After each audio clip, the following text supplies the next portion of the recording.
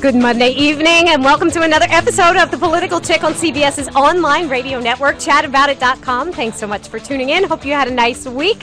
And one of those stories that was a little extra pervasive over the last week in the news was, yes, the one all about the Russian spy ring that was busted. And at the helm of that was, of course, Anna Chapman. Everyone talking about her. Why now? What happened? And did they get any intelligence out of the United States? We have an interesting guest this evening. Manny Gomez, president of MG Security Services, is here to talk to us about what went down, why now, and what we got in exchange for those 10 spies. Who are these 4 that we exchanged them for? And did they leave with any pertinent intelligence? Next up, we are going to talk to Wayman Tan, who is a partner in Castle Avenue Partners. He's been here before, and he is back to talk to us about not just all the dismal housing numbers that have been out, and believe me, there's been plenty of them, but some good news too that's hitting Manhattan, and maybe it is starting a trend. Also, lastly, we're going to talk to Thomas Woods, author of Nullification, How to Resist Federal Tyranny in the 21st Century.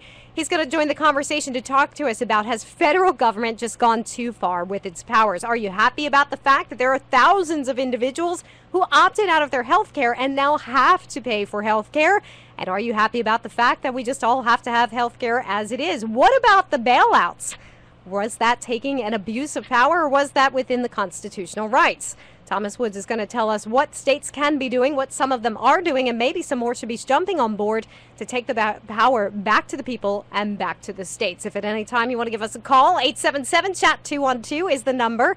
Again, 877-CHAT-212. You can also follow us on Twitter at PoliticalChick1, and of course we are on Ustream /Political Chick if you want to follow us there as well, in addition to, of course, chataboutit.com. Of course, anytime, again, if you want to give us a buzz with that call, it's 877-CHAT-212. And with me right now is Manny Gomez in the studio. Manny, welcome to The Political Chick. Thank you for having me, Lisa. All right, before I forget this, let me give away your website. It is mgsecurityservices.com, correct? Correct. Okay. Let's talk about Anna Chapman. Do we know who this woman was, and why now? Why was this so important? Who is she? How long has she been here? And has the Fed really been tracking her for at least a decade? Well, the Fed claims that they've been tracking this entire ring for over a decade, and that's probably accurate given that these cases are super sensitive and sophisticated. Ms. Chapman in particular has been in this country for about a decade or so. She actually has British citizenship, having been married to a British citizen, and ultimately she is the daughter of what is highly regarded as a very high-level intelligence officer in the former Soviet Union and now Russia. He was an ex-KGB member. That's correct. Okay. That's what everybody highly suspects, and still probably is. Hey, some good training. Dad was there. Absolutely. She's here. Absolutely. What was her life like while she was here? Was she just having a normal American life, blending in? I read that she was at coffee shops, just kind of uploading files on a USB key like everybody else next to her, yes? She had a pretty sexy type New York lifestyle. She was a self-proclaimed, self-made real estate mogul, specializing in internet real estate deals, which suspiciously enough were very highly funded very quickly, which again is not a very low-profile type of activity for somebody who's ultimately has already pled guilty to spying for a foreign country. And she dressed well, she traveled extensively, she ate and dined and hung out at the New York's most posh places. So she was not your very low-profile person. In fact, she even had a very popular Facebook account. Which is bizarre, because when you look at the Times Square bomber, you think to yourself, okay, here was a guy living a very modest life in Connecticut with a 3-bedroom home. I mean, we all know that he was eventually in foreclosure, but he was living rather modestly before everybody found out about who he was. So it is kind of odd that Anna was just out there. She enjoyed the lifestyle. In fact, after all this exploded, if you will, she said that she wants to return to Britain, where she enjoyed a very fancy lifestyle as well. She obviously can't return here to the U.S. She's banned for life as part of her plea bargain, but she'd very much like to go to Britain. Let's talk about that. Britain now saying that she very well likely will have her citizenship as well as her passport revoked. Do you agree that that is a likely outcome? That's very likely, given that she was participating against Britain as well. Britain being an ally of the United States, and so her chances are going to Britain as a citizen are probably slim to none as well. So why assume that you're going back to London? Is this girl not 100% there, or is she thinking that people are just not really knowing what she's all about? I don't think, given the circumstances of her behavior in court, she was twirling her hair and smirking and just acting quite nonchalantly about this entire situation, which is, of course, an extremely serious situation. I don't think it's really set in the gravity of what she's done and what her life is going to be moving forward. And so for her to think that she's going to return to Britain and just pick up where she left off here in New York is perhaps not far from her imagination at this juncture. You say she was living here for about a decade, and the FBI was actually on her case, they say, for about a decade. Is that true? Right. Well, I mean, that's still classified and would have perhaps come out if the case had gone to trial. Of course, that'll never happen, being that they pled guilty.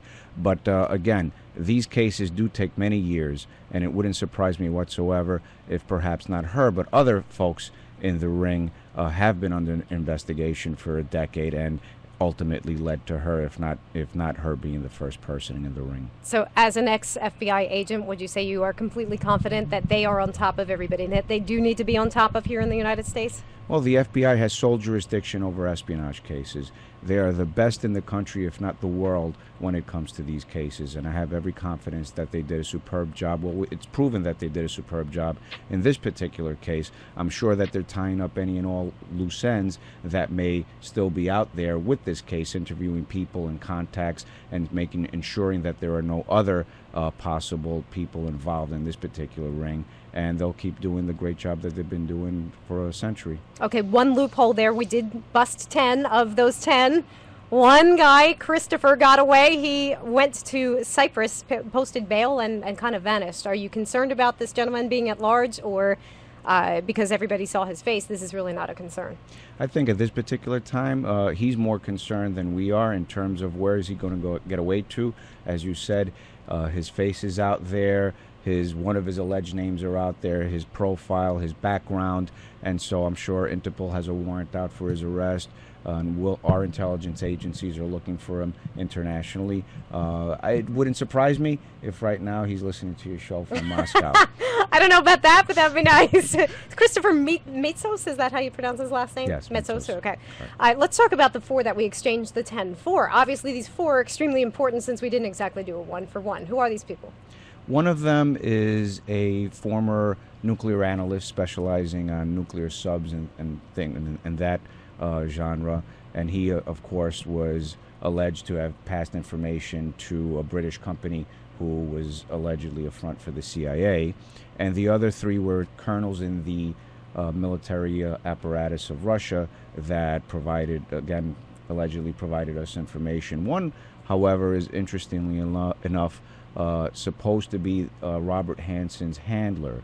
Robert Hanson, of course, was the very high-level former FBI chief who did spy for Russia and is doing life in prison as of now.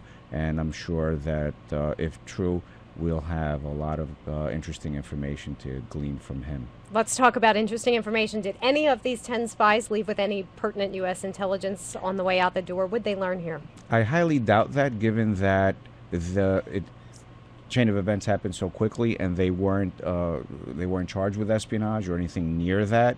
And in fact, what they ultimately pled guilty to was conspiring to work for a foreign government. And so I doubt that. In fact, our Vice President Joe Biden just said recently that we got the best bargain, those 4 for our 10. So I agree that we did get the best deal. Now, I don't know if I could give Joe Biden 100% credibility here, because he also said, I don't know why we let Anna Chapman go, as a joke, but that's true too. Agreed.